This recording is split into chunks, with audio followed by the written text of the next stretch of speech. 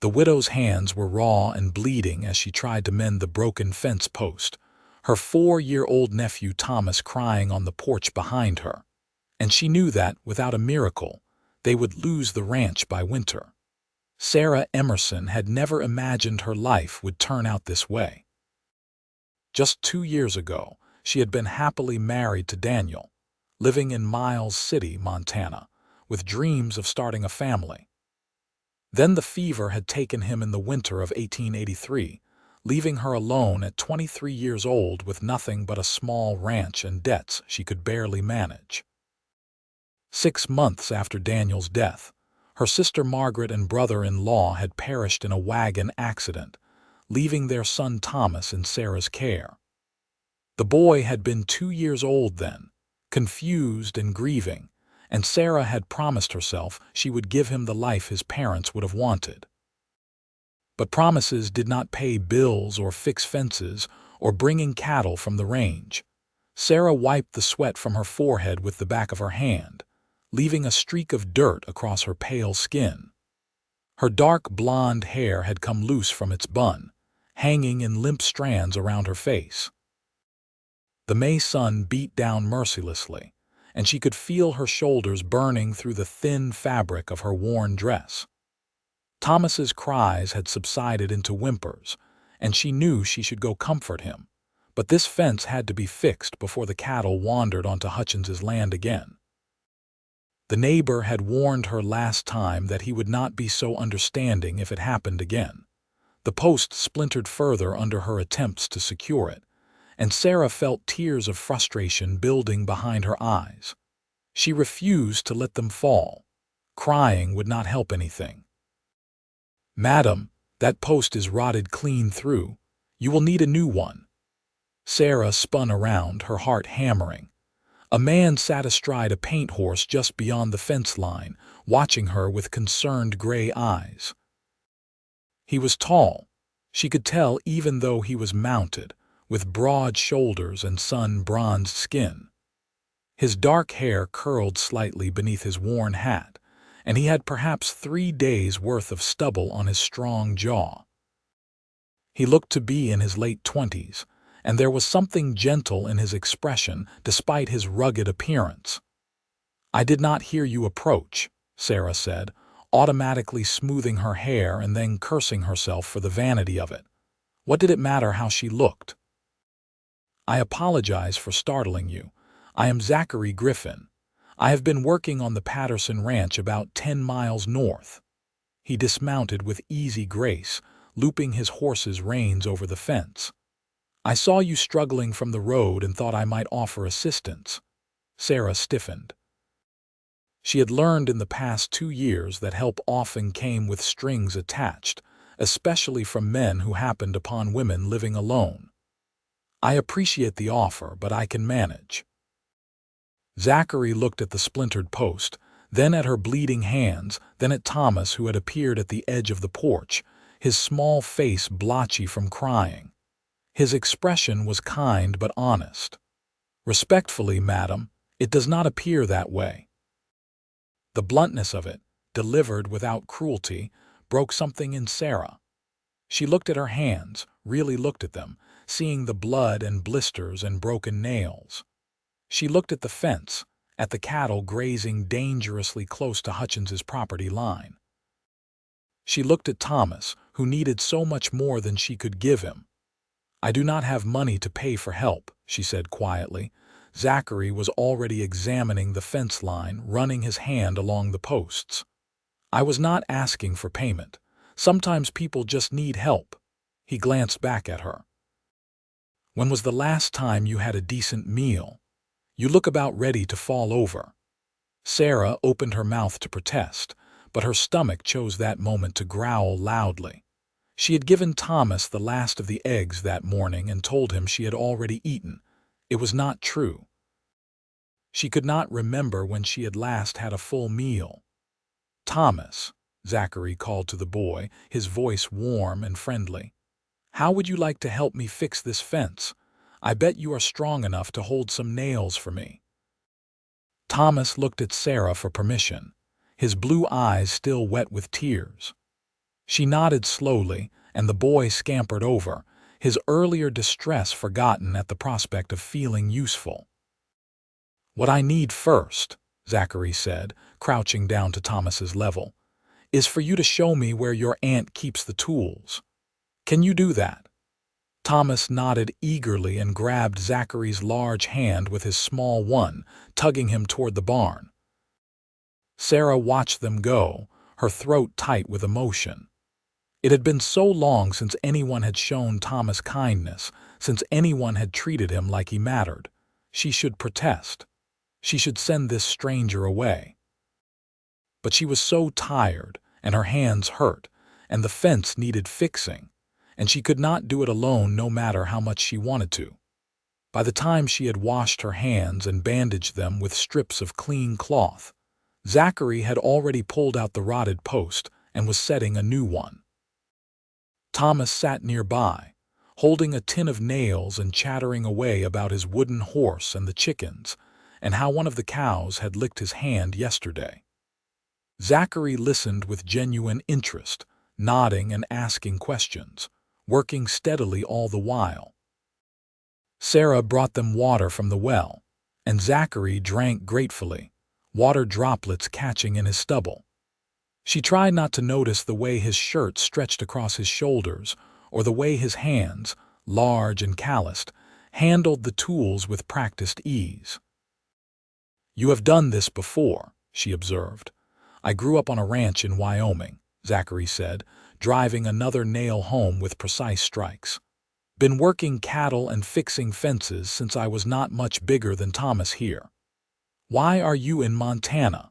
Something shadowed his expression briefly. "Needed a change. My parents passed 3 years back and my brother inherited the ranch. We did not exactly see eye to eye on how things should be run. Seemed better to move on than to fight about it." Sarah understood that. Family disagreements could cut deeper than any blade. "I am sorry about your parents.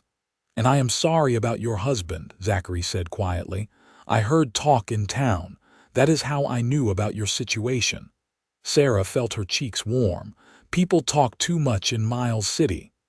"Sometimes talking is caring," Zachary said. "There are worse things than being noticed." By sunset, the fence was mended, and Zachary had also fixed a broken stall door in the barn and replaced some missing shingles on the chicken coop. Sarah had protested the additional work, but he had waved her off with a smile that crinkled the corners of his eyes. "I am already here. Might as well be useful." Thomas had followed him everywhere, chattering constantly, and Sarah realized with a pang how much the boy missed having a man around. Daniel had been good to Thomas in the few months they had all lived together, and Sarah's brother-in-law had been a devoted father. The boy was starved for male attention and approval. "You will stay for supper," Sarah said as Zachary washed up at the pump. It was not a question. She could not pay him with money, but she could offer a meal, even if it was just beans and cornbread. Zachary hesitated. "I do not want to impose. You have worked all afternoon. It would be wrong to send you away hungry." The meal was simple, but Zachary ate with genuine appreciation, complimenting the cornbread and telling Thomas stories about the cattle drives he had been on. Thomas listened with wide eyes, and even Sarah found herself leaning forward, caught up in the tales of river crossings and stampedes and nights under the stars. After supper, Zachary helped clean up despite Sarah's protests, then announced he should be going. Thomas's face fell, and Sarah felt an unexpected disappointment herself. "Where are you staying?" she asked. "I have been camping. The Patterson ranch work ended last week, and I have been looking for something more permanent." The words were out of Sarah's mouth before she could stop them. "I need help with the ranch. I cannot pay much, just room and board and a small wage when I can manage it, but the work is steady if you want it." Zachary studied her face for a long moment. "You do not know me, madam. It would not be proper for me to stay here with you and the boy without raising talk." Sarah felt her cheeks flush again. "There is a bunkhouse. It is not much, but it has a roof and a stove. You would have your own space. And honestly, Mr. Griffin, people already talk about me. A widow running a ranch alone, failing at it, raising a child that is not even hers. What they say does not matter anymore. What matters is keeping this ranch running and giving Thomas a home." Something in her words seemed to reach him. He looked at Thomas, who was watching hopefully, then back at Sarah. "I would earn my keep. I would work hard. I do not doubt that. And it would just be until you get back on your feet. I would not want to take advantage." Sarah almost laughed. "Mr. Griffin, I am offering you hard work for little pay and a drafty bunkhouse. I do not think you are taking advantage of anything." He smiled then, a real smile that transformed his entire face. "Call me Zachary, and you have yourself a ranch hand, Mrs. Emerson." "Sarah," she said, "if we are going to be working together, you should call me Sarah." The next few weeks fell into a rhythm that Sarah had not experienced since Daniel's death. She woke each morning to find Zachary already up, tending to the animals and handling the heavy work that she had been struggling with. He repaired what needed fixing, moved cattle to better grazing, and slowly but surely brought order to the chaos the ranch had fallen into. Thomas bloomed under Zachary's attention. The boy followed him everywhere, learning to rope and ride, helping with chores, laughing more than Sarah had heard him laugh since his parents died. Zachary was patient and kind, treating Thomas's endless questions with respect, teaching him practical skills while keeping him safe. Sarah found herself watching them together, something warm and frightening growing in her chest. It was not just gratitude, though she was grateful. It was not just relief, though she was relieved. It was something deeper, something she had not felt since Daniel, something she was not sure she was ready to feel at all. She caught herself noticing things. The way Zachary's eyes crinkled when he smiled. The sound of his laugh, deep and genuine. The gentleness in his hands when he helped Thomas onto a horse or bandaged a cut. The way he always made sure she ate enough, quietly putting extra portions on her plate and pretending not to notice when she tried to give them back. One evening in June, as they sat on the porch after supper watching Thomas chase fireflies in the gathering dusk, Zachary said quietly, "You have built something good here, Sarah. Against all odds, you have kept this place running and kept that boy safe and happy. That takes strength." Sarah felt tears prick her eyes. "I was failing when you arrived. If you had not stopped that day, I do not know what would have happened. You would have found a way. You are a survivor." "So are you," Sarah said, looking at him in the fading light. "You could have kept riding that day." "Why did you stop?" Zachary was quiet for a long moment. "I saw you struggling, and I saw the boy crying, and I thought about my mother. She died when I was young, and there were times when she needed help and did not get it because people looked the other way. I promised myself I would never be the person who looked away." The honesty of it touched something deep in Sarah. "Your mother would be proud of the man you became." "I hope so." He turned to face her more fully. "Sarah, I need to tell you something. The small wage you mentioned, you have not been paying me anything." "You said when I could manage it," Sarah protested. "Things are tight and I thought you understood." "I do understand. I do not need the money. What I am trying to say is that this has stopped being just a job for me." He paused, seeming to struggle with the words. "I care about this place, I care about Thomas, and I care about you, more than I should probably, more than is wise." Sarah's heart hammered in her chest. "Zachary, I do not know if I am ready for this. Daniel has only been gone 2 years. I know. And I am not asking you to be ready. I am just being honest about where I stand." He looked out at Thomas, still chasing fireflies. "I will stay and help regardless of how you feel. That boy needs stability and you need help with this ranch. My feelings do not change my commitment to both of you." Thomas came running up then, breathless and excited, a firefly cupped carefully in his hands. The moment passed, but Sarah could not stop thinking about Zachary's words. Over the following weeks, she watched him with new awareness. She noticed the way he looked at her when he thought she was not paying attention, a softness in his eyes that made her stomach flutter. She noticed the small kindnesses, the wildflowers he sometimes left on the kitchen table, the way he always made sure to compliment her cooking even when the meal was simple, the way he listened when she talked about her worries for the ranch. Sarah began to notice her own reactions too. The way her pulse quickened when their hands accidentally touched, the disappointment she felt on the rare occasions when business took him into town for the day, the warmth that spread through her chest when she heard his voice or his laughter. She was falling for him, and it terrified her. In early July, a rattlesnake spooked one of the horses while Sarah was riding the fence line alone. The horse reared, and Sarah was thrown, landing hard on her shoulder. She limped back to the house in pain, trying not to cry, trying to be strong the way she always had to be. Zachary took one look at her pale face and insisted on examining her shoulder. His touch was gentle as he checked for breaks, his face creased with worry. "I do not think anything is broken, but you are going to be bruised badly. You should not have been out there alone. If something worse had happened, no one would have known." "I cannot always rely on you," Sarah said, wincing as he helped her into a chair. "What if you decide to leave? I need to be able to handle things myself." Zachary crouched down in front of her, his gray eyes serious.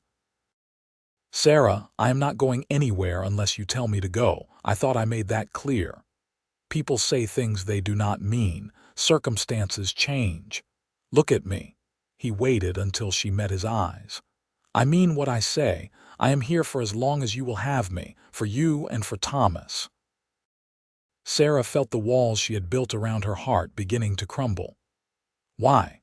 Why do you care so much?" "Because when I look at you, I see courage and strength and kindness. Because when I hear Thomas laugh, it fills something in me that has been empty for a long time. Because this place feels more like home than anywhere I have been since my parents died." He took her hand carefully. "Because I am in love with you, Sarah. I have been for weeks now, maybe from that first day when you stood there with bleeding hands and refused to give up." Sarah's breath caught. "Zachary, I do not know what to say." "You do not have to say anything, I just needed you to know." He stood up, still holding her hand.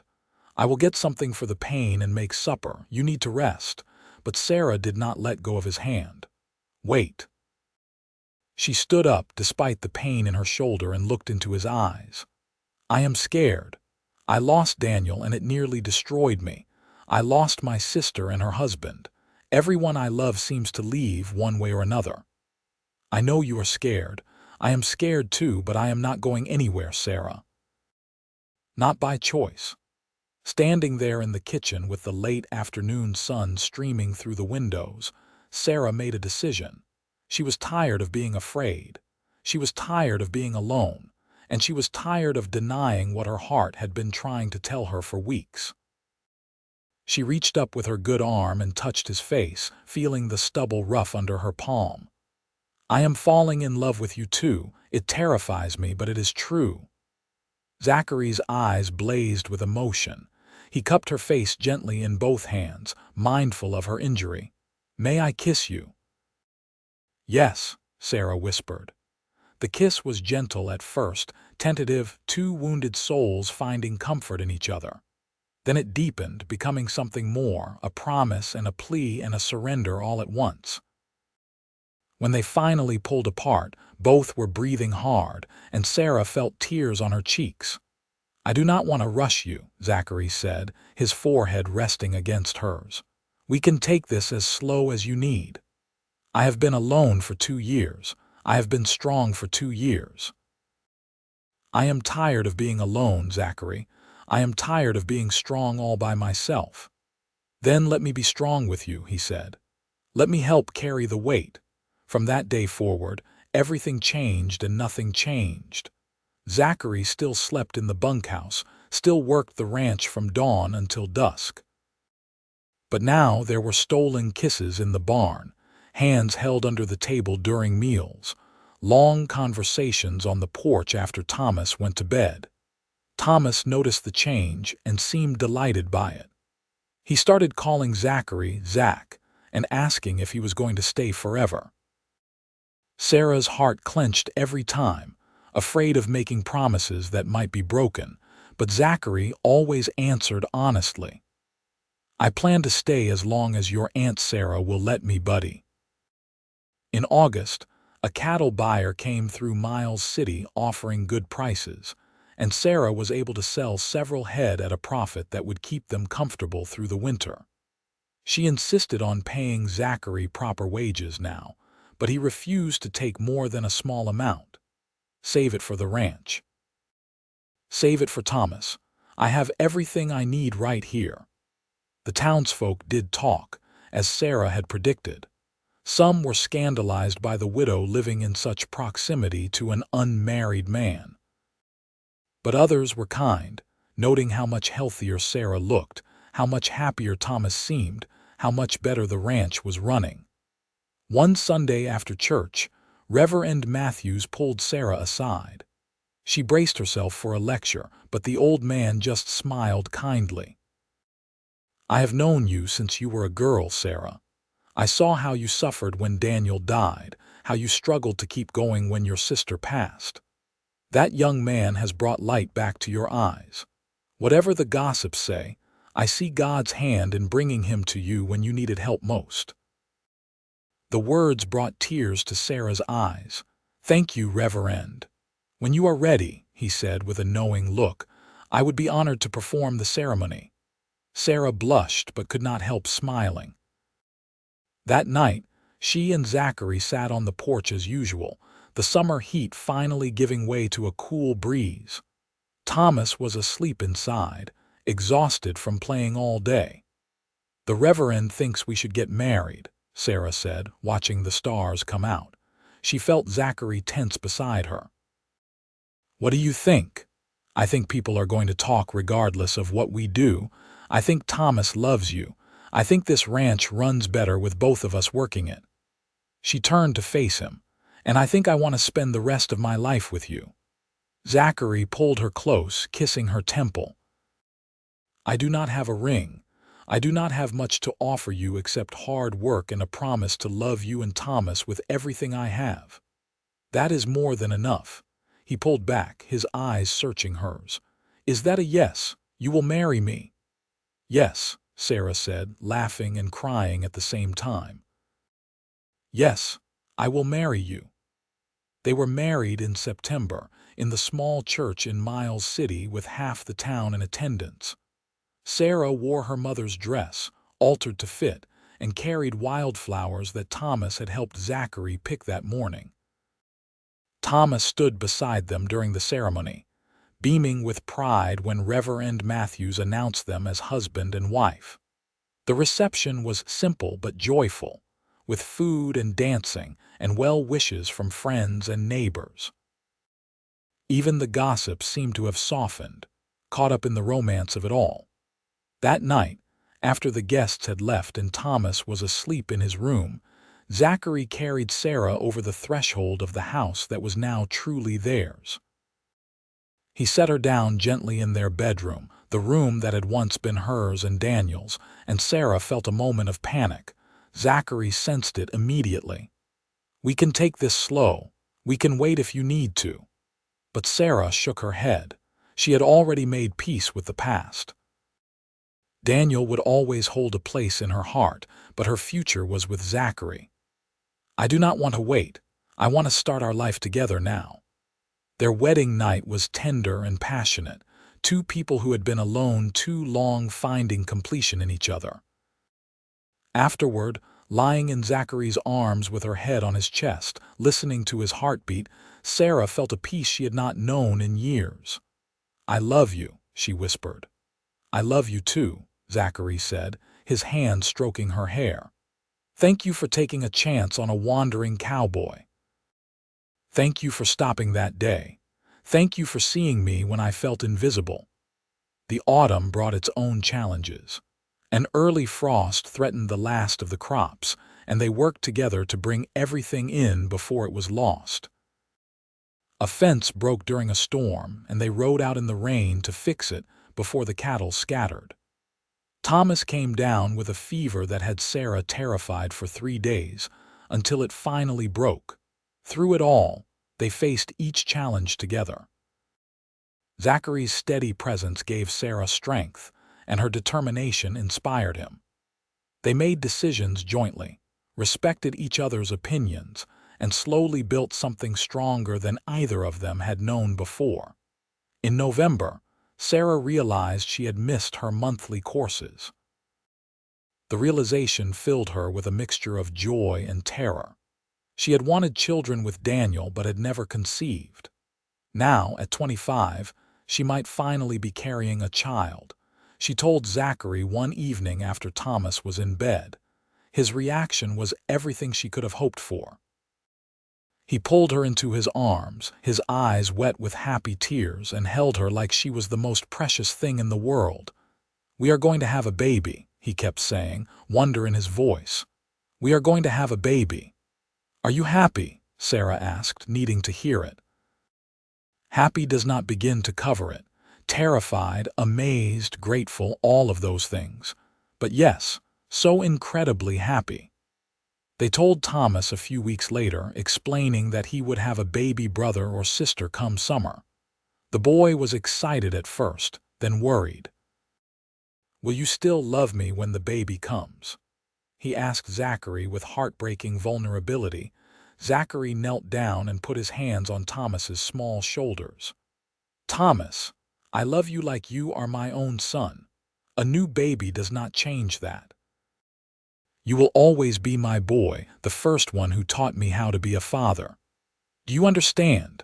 Thomas nodded, tears in his eyes, and threw his arms around Zachary's neck. Sarah watched them, her own tears falling, her heart so full it felt like it might burst. Winter was hard that year, with heavy snows that kept them close to the house for weeks at a time. But the small house felt warm and full of love. They played games with Thomas, told stories by the fire, and made plans for the future. Zachary taught Thomas to read better, patiently working through primers each evening. Sarah taught both her boys how to make bread and simple meals, insisting that men should know how to feed themselves. On Christmas, they exchanged simple gifts: warm socks and a new knife for Zachary, fabric for a new dress for Sarah, a wooden train that Zachary had carved for Thomas. As Sarah's belly grew with the coming spring, Zachary became increasingly protective. He insisted on doing the heavy work, worried when she pushed herself too hard, made sure she was eating enough and resting. It was sweet, if sometimes overbearing. "I am pregnant, not made of glass," Sarah protested one day when he tried to stop her from hanging laundry. "I know. But you are carrying our child, and I am going to make sure you are both safe and healthy. Let me worry. It is a husband's job." Sarah could not really argue with that. Besides, it felt good to be cherished, to have someone care so deeply about her well-being. In April, as the snow melted and the first green shoots appeared, they hired a local boy to help with spring work. Young Jamie Patterson was 15 and eager to learn, and Zachary took him under his wing much as he had Thomas. The extra hands meant Sarah could rest more as her pregnancy advanced, and the ranch work got done faster. May brought Sarah's 26th birthday, and the anniversary of the day Zachary had first stopped to help her with the fence. They marked both occasions with a quiet celebration, just the three of them, remembering how far they had come in a year. "This time last year I was ready to give up," Sarah said, her hand on her rounded belly. "I thought I was going to lose everything. And then you rode up and changed my whole life." "We changed each other's lives," Zachary said, kissing her softly. You gave me a home, a family, a purpose. You gave me everything I did not know I was missing." In mid-June, Sarah's pains began in the middle of the night. Zachary rode to fetch the midwife while Thomas, frightened by the sounds of his aunt in labor, huddled in his room. The neighbor woman, Mrs. Patterson, came to watch over the boy and provide help. The labor was long and difficult. Sarah had never been through it before, and there were moments when she thought she could not go on. But Zachary stayed by her side when the midwife allowed it, holding her hand, wiping her face with cool cloths, murmuring encouragement. When their son finally arrived in the early morning hours, red-faced and squalling, Zachary wept openly. Sarah, exhausted but elated, held their baby and marveled at the miracle of him. "He is perfect," Zachary said, touching the baby's tiny hand with one finger. "You are perfect. Thank you, Sarah. Thank you for this gift." They named him Daniel Thomas Griffin, honoring both the uncle who had not lived to see him and the cousin who had eagerly awaited his arrival. When Thomas was finally allowed to meet his new cousin, he stared in wonder at the tiny baby. "He is so small," Thomas said, his voice hushed with awe. "Can I hold him?" Sarah, propped up in bed, helped Thomas sit carefully and place the baby in his arms. The 6-year-old boy looked down at the infant with such love and protectiveness that Sarah had to wipe away tears. "I am going to be the best cousin ever," Thomas declared. "I am going to teach him everything." "I know you will," Sarah said softly. The summer passed in a blur of sleepless nights and endless feedings, of watching their son grow and change almost daily. Zachary proved to be a devoted father, walking the floor with Daniel when he cried, changing diapers without complaint, singing lullabies in his deep voice that soothed the baby to sleep. Thomas remained helpful and loving, never showing the jealousy Sarah had worried about. He entertained the baby, fetched things when Sarah needed them, and proudly told everyone in town about his new cousin. In August, Sarah's 27th birthday came and went quietly. She was tired from caring for an infant, but happier than she had ever been. Sitting on the porch one evening with Daniel asleep in her arms and Thomas playing nearby, watching Zachary work with the horses in the corral, she felt overwhelming gratitude for the life they had built. Zachary looked over and caught her watching. He smiled, that wonderful smile that still made her heart skip, and she smiled back. That night, after both boys were asleep, Sarah and Zachary lay in bed talking quietly about their plans. The ranch was doing well, better than it had in years. They had paid off the remaining debts, made necessary repairs, and even managed to save a little money.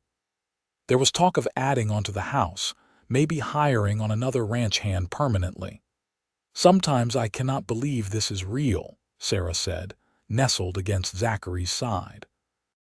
"That I get to have this, have our family." "It is real," Zachary assured her, kissing her forehead. "And it is only going to get better. We are building something here, Sarah, something that will last." He was right. Over the next few years, the ranch continued to prosper. They added onto the house, creating more space for their growing family. In the spring of 1887, Sarah gave birth to twin girls, Rose and Lily, who arrived healthy and loud, turning the household even more chaotic and joyful. Thomas, now 9 years old, took his role as big cousin seriously, helping to watch over the babies and making them laugh with his antics. Daniel, not quite 2, was fascinated by his baby sisters, always wanting to touch their tiny hands and feet. Zachary thrived as a father and husband. He expanded the ranch's operations, bred quality cattle that commanded good prices, and earned respect throughout the region as a fair and hardworking rancher. But he never lost sight of what mattered most. No matter how busy he was, he always made time for his family, for playing with the children, for sitting with Sarah and talking about their day. Sarah herself grew into her role as wife and mother in ways she had never imagined. The frightened, struggling widow was gone, replaced by a confident woman who knew her worth and her strength. She still worked hard, still had days when she felt overwhelmed, but she no longer faced any of it alone. They celebrated their 5th wedding anniversary in September of 1888 with a party at the ranch. Friends and neighbors came from miles around, and there was music and dancing and laughter. Sarah watched Zachary dance with each of the girls in turn, then with an 11-year-old Thomas who was starting to shoot up tall, and her heart felt so full she thought it might overflow. Later, when the guests had gone and the children were finally asleep, Zachary found Sarah on the porch, looking out at the land that had nearly broken her, but had instead become the foundation of everything good in her life. "What are you thinking about?" he asked, slipping his arms around her waist from behind. "About how much has changed. About that day you stopped to help me with the fence. About how close I came to losing all of this. You would have found a way. You are stronger than you know." Sarah turned in his arms to face him. "Maybe. But I am glad I did not have to do it alone. I am glad you stopped that day. I am glad you stayed." "I will always stay," Zachary said. "You are stuck with me now." "Good," Sarah said, pulling him down for a kiss. "That is exactly how I want it." The years continued to roll by, bringing both challenges and blessings. There were harsh winters and dry summers, sick cattle and broken equipment, all the trials that came with ranch life. But there were also birthday parties and Christmas mornings, first words and first steps, skinned knees kissed better and bad dreams soothed away. Thomas grew into a fine young man, tall and strong like Zachary, with his mother's kind eyes and his father's sense of humor. He learned ranching from Zachary and developed a real talent for working with horses. When he turned 16 in 1891, Zachary made him a partner in the ranch operations, recognizing his contributions and his commitment to the family business. Daniel, at 7, was curious and adventurous, always getting into things he should not and asking questions about everything. The twins, Rose and Lily, were 5 and utterly inseparable, finishing each other's sentences and sharing secrets in their own language. In the spring of 1892, Sarah discovered she was pregnant again at 33. This pregnancy was harder than the others, leaving her more tired and sick. Zachary worried constantly, but Sarah assured him everything would be fine. "Our family is blessed," she would tell him. "This baby will be too." She was right. In November, she gave birth to another son whom they named James. He was small but healthy, with Zachary's gray eyes and a surprising amount of dark hair. The house was chaotic, with 5 children ranging from infant to 17, but it was a happy chaos. Sarah had more help now, with Thomas, and even the twins old enough to pitch in with chores. They had also hired a housekeeper, Mrs. Chen, a Chinese woman whose family had been run out of a mining camp down south. She was a hard worker and a wonderful cook, and she adored the children. Zachary continued to thrive, his reputation as a rancher growing throughout Montana. He was asked to serve on the town council and helped mediate disputes between ranchers and farmers. But he never let business take him away from his family for long. He remembered too well what it was like to be alone, and he cherished every moment with Sarah and the children. On their 10th anniversary, Zachary gave Sarah a beautiful silver locket with a photograph of their family inside. Sarah cried when she opened it, overwhelmed by how much her life had changed in 10 years. "I was so lost when you found me," she said through her tears. "I did not think I would ever be happy again." "You found yourself," Zachary said. "I just gave you a hand up." "Everything you have built, you built yourself." "We built it together," Sarah corrected. every bit of it together. Thomas married at 19, a sweet girl named Emma from a neighboring ranch. The wedding was held at the Griffin Ranch with the whole community in attendance. Sarah cried throughout the ceremony, remembering the frightened 2-year-old Thomas had been and marveling at the confident young man he had become. "You raised him well," Zachary whispered during the reception. "We raised him well," Sarah corrected.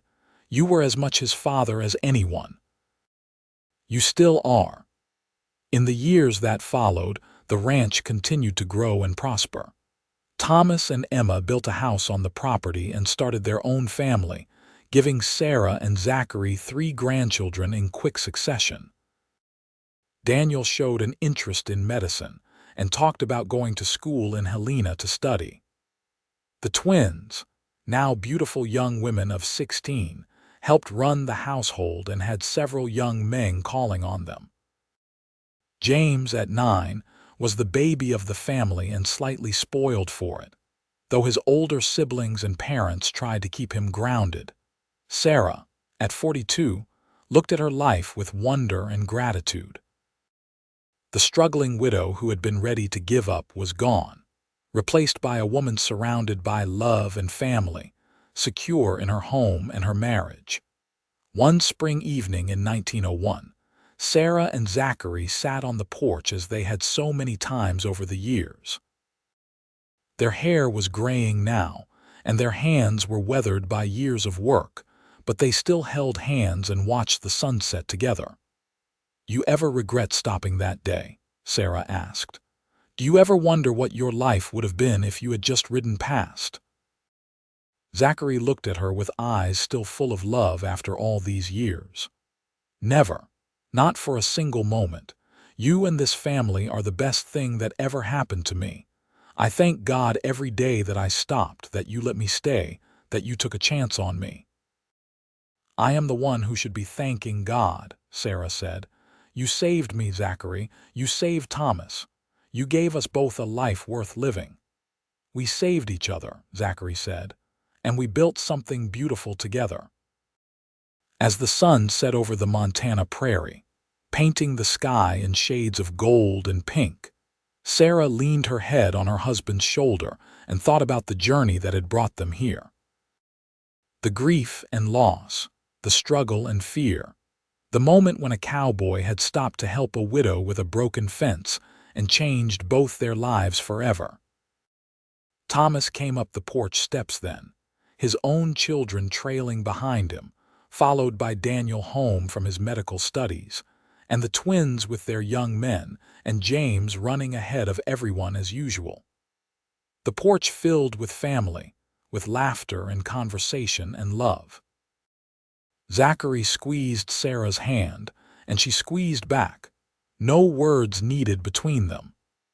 They had built this together from that first day when she had been at her lowest point, and he had offered help without asking anything in return. Looking around at her family, at the ranch that had gone from a failing dream to a thriving legacy, at the man who had loved her back to life, Sarah felt nothing but gratitude and joy. The widow who had been raising her nephew alone had found not just help, but love, partnership, and a family that would endure for generations. As the stars began to appear in the darkening sky, and the family eventually dispersed to their various homes and beds, Sarah and Zachary remained on the porch, holding hands as they always had, as they always would. "I love you," Sarah said softly. "I love you too," Zachary replied. "Always have, always will." And as the Montana night embraced them, they sat together in the peaceful contentment of a love well earned and a life well lived, knowing that whatever challenges tomorrow might bring, they would face them together, just as they had faced everything else for the past 18 years. The ranch would continue, the family would grow, and the love that had started with a simple offer of help would endure, a testament to the power of compassion, courage, and the willingness of 2 wounded hearts to take a chance on each other. In the years that followed, Sarah and Zachary settled into the comfortable rhythm of grandparents and experienced ranchers.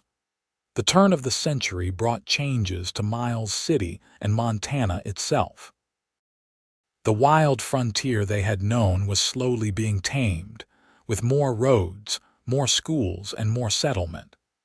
But their ranch remained a constant, a piece of the Old West preserved through hard work and dedication. Daniel completed his medical studies and returned to Miles City to set up a practice, much to Sarah's delight. Having her son close by filled her with pride and joy. He married a schoolteacher named Helen in 1903, and they settled in town but visited the ranch frequently. The twins, Rose and Lily, married brothers from a prosperous ranching family, creating an alliance that benefited both operations. They remained close, their families intertwined, still finishing each other's sentences even as married women. James, the youngest, showed a talent for horses that exceeded even his father's abilities. By the time he was 15, he was breaking and training horses that sold for premium prices throughout the region. Zachary worked alongside him, teaching him everything he knew, proud of the young man his youngest son was becoming. Sarah, now in her late 40s, had slowed down somewhat but remained the heart of the family. Her grandchildren adored her, running to her for cookies and stories and comfort when they scraped their knees. She kept meticulous records of the ranch operations and still managed the household with Mrs. Chen's help. On quiet evenings, she and Zachary would sit together and talk about the early days, remembering the struggles and marveling at how far they had come. Sometimes they talked about the people they had lost along the way. Daniel, her first husband, who had been a good man, Margaret and her husband, whose deaths had brought Thomas into their lives, Zachary's parents, who would have loved to see the family he had built. But mostly they focused on the present and the future, on the legacy they were creating for their children and grandchildren. In 1905, Thomas's oldest son announced his intention to study agriculture at the university, wanting to bring modern techniques to the ranch. Zachary encouraged him, seeing the value in education and innovation, even as he maintained the traditional methods that had served them well. That same year, Sarah and Zachary celebrated their 20th anniversary with a large party at the ranch. Friends and family came from all over Montana to celebrate with them. The house and grounds were decorated with flowers, and there was music and dancing and more food than anyone could eat. Standing before the assembled crowd, Zachary raised his glass. 20 years ago, I married the most remarkable woman I have ever known. She took a chance on a wandering cowboy who had nothing to offer but hard work and devotion. Together, we built this ranch, this family, this life. Sarah, you are my partner, my love, my everything. Here is to 20 more years together. Sarah stood beside him, tears streaming down her face, surrounded by their children and grandchildren, by friends who had become family, by the community they had helped build. I was broken when Zachary found me, she said when she could speak. I thought my life was over. But he showed me that endings can become beginnings, that loss can transform into love, that one person offering help at the right moment can change everything. I love you, Zachary Griffin, and I thank God every day for bringing you to me. The celebration lasted well into the night, with stories and laughter and the kind of joy that comes from lives well lived and love deeply shared. As Sarah and Zachary grew older, they gradually handed over more of the ranch operations to Thomas and James, who ran things as partners. But they remained active, still rising early, still doing what work they could, still very much present in the daily life of the ranch. Their later years were peaceful ones, filled with grandchildren and great-grandchildren, with quiet satisfaction in seeing what they had built continue to thrive. The ranch that Sarah had nearly lost became one of the most successful in the region, known for quality cattle and horses, and for the integrity of the family that ran it. In the spring of 1915, Sarah celebrated her 60th birthday surrounded by her enormous family. 3 children, 17 grandchildren, and 6 great-grandchildren filled the house and yard. Thomas was now 42, a respected rancher and community leader. Daniel had become the most sought-after doctor in the region. Rose and Lily presided over their own prosperous households. James, at 23, had married and started his own family. Looking around at all these people who existed because she had survived, because she had accepted help when she needed it, because she had been brave enough to love again, Sarah felt overwhelmed with gratitude. That evening, after everyone had left, she and Zachary sat on the porch in their customary spots. Zachary was 63 now, his hair silver, his face lined by years of sun and wind, but his eyes still held that gentle kindness that had first drawn Sarah to him. "What are you thinking about?" he asked, as he had asked so many times over the years. "About that day you stopped to help me fix the fence, about how young and scared I was, about how close I came to giving up. You never would have given up. That is not who you are." "Maybe," Sarah said. "But I am glad I did not have to find out. I am glad you stopped. I am glad you stayed." "Best decision I ever made," Zachary said, reaching for her hand. "You gave me everything I ever wanted, a home, a family, a purpose. You taught me what love really means." "We taught each other," Sarah said, holding his hand tight. "Everything good in my life came from saying yes that day when you offered to help, from being brave enough to let you in." They sat in comfortable silence as the sun set, painting the Montana sky in brilliant colors. The ranch spread out before them, the land they had worked and nurtured, the legacy they would leave to their children and grandchildren. In the distance, they could see James working with a young horse, patient and skilled. They could hear the laughter of grandchildren playing somewhere nearby. They could see the lights coming on in Thomas's house across the way. "We did well," Zachary said softly. "We did," Sarah agreed. "We did very well indeed." As darkness fell and the stars emerged, they finally rose and went inside, hand in hand as always. The house was quiet now, all the visitors gone, just the two of them in the home they had built together. They prepared for bed with the easy comfort of long familiarity, moving around each other in the practiced dance of a couple who had shared space and life for over 30 years. When they climbed into bed, Zachary pulled Sarah close, and she rested her head on his shoulder just as she had on their wedding night all those years ago. "I love you," she whispered into the darkness. "I love you too," Zachary replied. "Always have, always will." And so they drifted off to sleep, secure in each other's arms, their love as strong and steady as the Montana land that surrounded them, a testament to the power of compassion, courage, and the simple offer of help that had changed 2 lives forever. The years continued to pass gently for Sarah and Zachary. They celebrated 50 years of marriage in 1943, both in their 80s now, slowed by age but still sharp of mind and warm of heart. The ranch had passed fully to the next generation, but they still lived in the main house, surrounded by family, treasured and respected. On warm summer evenings, they could still be found on the porch, holding hands and watching the sunset, remembering all the days and years that had brought them to this moment. They had weathered everything together: droughts and floods, economic depressions and world wars, personal losses and triumphs. Through it all, their love had remained constant, a foundation that supported not just them but generations of their family. The broken widow and the wandering cowboy had found each other at exactly the right moment. And from that chance meeting had grown a love story that would be told and retold by their descendants for generations to come.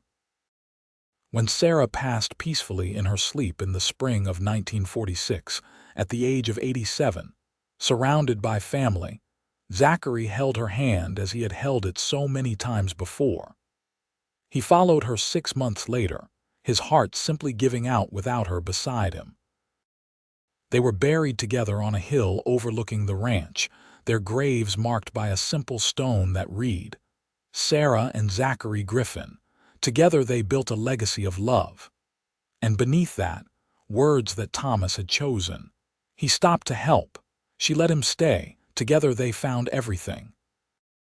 The ranch continued for generations, run by their descendants, a testament to what two people could build when they chose love over fear, partnership over solitude, hope over despair.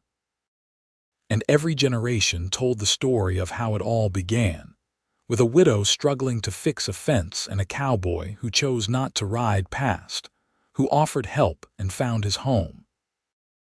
The legacy of Sarah and Zachary Griffin lived on in every child born to the family, in every sunset watched from that porch, in every act of compassion and courage that echoed their example. They had taken broken pieces of their lives and created something beautiful, something that endured, something that mattered. And if you visited that ranch even today, you could still feel their presence in the land they loved, in the family they built, in the love story that began with a simple offer to help and grew into something that would last forever.